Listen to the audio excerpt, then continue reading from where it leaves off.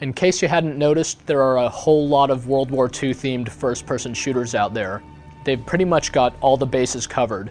Between the really slick single-player scenarios in games like Medal of Honor Allied Assault to the really outstanding and full-scale multiplayer battles of Battlefield 1942, World War II seems to be pretty well covered in the PC gaming arena. So when a game like Call of Duty comes along and needs to distinguish itself, it needs to do so pretty much through sheer force. It needs to really outdo these games that are considered to be fantastic in their own right, and fortunately, it does so. It's really an outstanding game in its own right. It does things that you may have seen before in other World War II themed first-person shooters, but it does them, by and large, as good as or better than other games before. Actually, if you've played Allied Assault before, you may find that Call of Duty provides a similar experience between its single-player and multiplayer modes. That's no coincidence, actually, because Infinity Ward, the developer of Call of Duty, consists of many of the same team members who previously worked on Allied Assault. But let's talk about the specifics. What is it that makes Call of Duty such a damn good World War II shooter?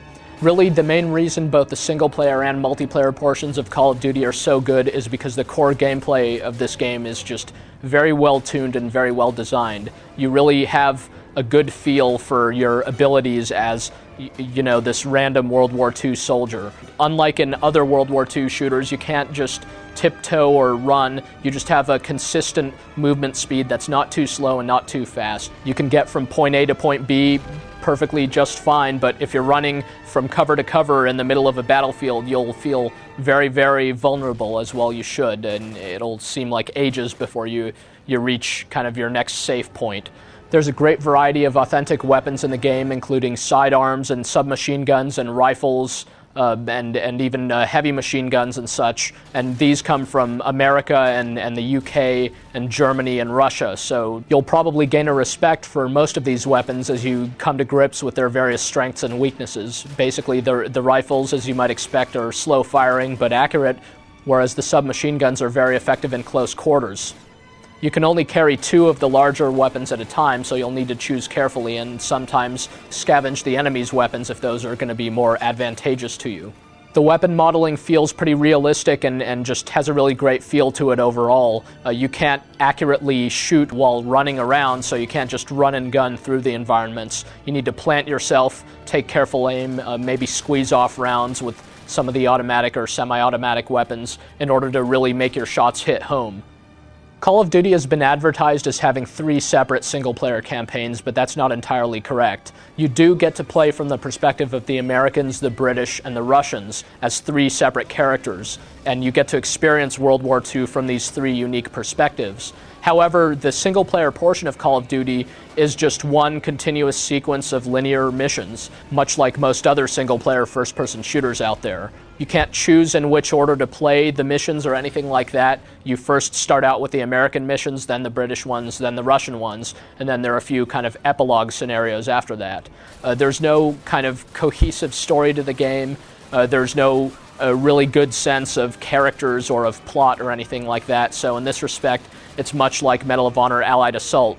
This is a bit of a trade-off where, on the one hand, sure, you don't get to become best friends with any of the game's characters. There's no great overarching storyline. On the other hand, you get to experience a number of really intense and incredible World War II battles from these different perspectives, and this is something that one soldier in World War II would have never seen with his own eyes. Call of Duty's single-player campaign is of average length for a shooter, so depending on the difficulty setting you choose, it'll probably take you about 10 hours, give or take. None of this is filler. Most all of these missions are very, very good. They're highly scripted, well put together. They don't play out exactly the same way each time you attempt them, but the developers are definitely pulling the strings, as it were, and forcing you along a set path. It doesn't feel totally contrived. It's not like you're walled in or anything, but there will be minefields or barbed wire fences, and you've also got this nice compass that points you to your next objective, so there's never any confusion as to where you're supposed to go next or what you need to do. You're just plowing along through these really incredible battles. The game has a few nice little touches that you couldn't really call them innovations, but they're pretty impressive.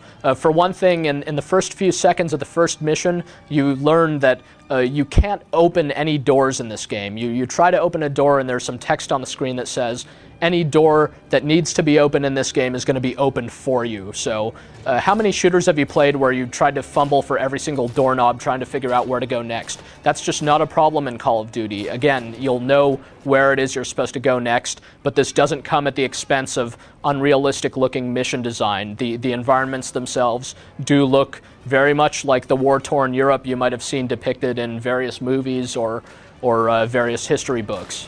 Probably the most distinguishing feature of Call of Duty's single-player campaign is that you'll very rarely be fighting by yourself. Only in a few of the Commando-style missions will you be alone. For the most part, though, you're going to be fighting alongside a good number, if not very many, Allied troopers. This gives you a very good sense of being in the middle of a battlefield, as opposed to going Rambo-style through hordes of Germans.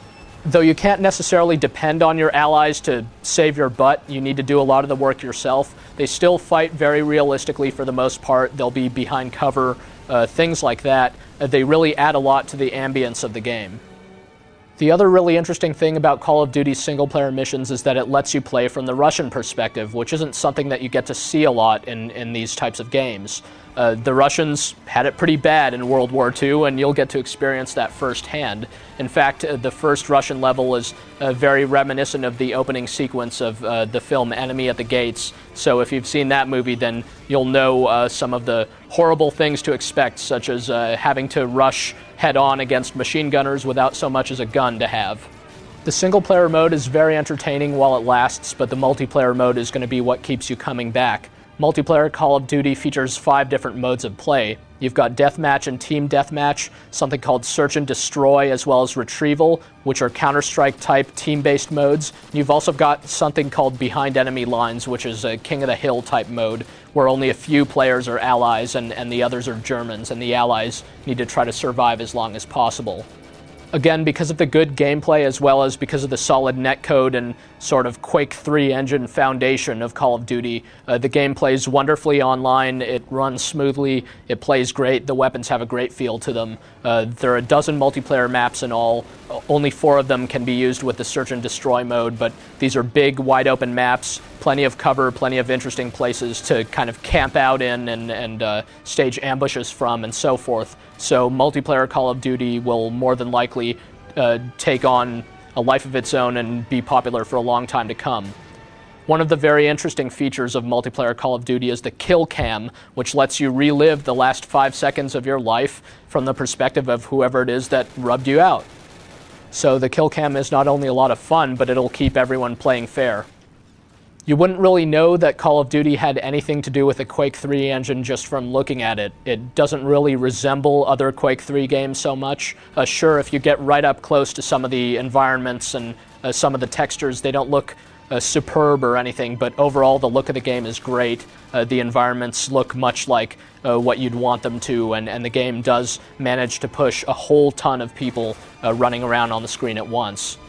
Medal of Honor Allied Assault was much vaunted for its sound and its music, and Call of Duty fortunately picks up much where that game left off. It too features extremely realistic sound effects. You'll feel like you're just in the middle of this great big battlefield as everything is happening all around you. There's even a great effect for when a shell happens to land right near you, where you'll turn deaf for a while and slowly regain your senses, and suddenly all the bullets and all the cannon fire and everything will come roaring back into your ears. It's a pretty dramatic effect. The game's got a nice orchestral musical score for good measure, though in the midst of all that cacophony you might not hear it so well. If there's any issue to be had with the sound of the game, это что русские солдаты говорят по-английски, but maybe that's another Enemy at the Gates reference or something. Maybe it's conventional for foreign soldiers to speak in English or something like that. Other than that, the Germans do speak in German. They sound authentic.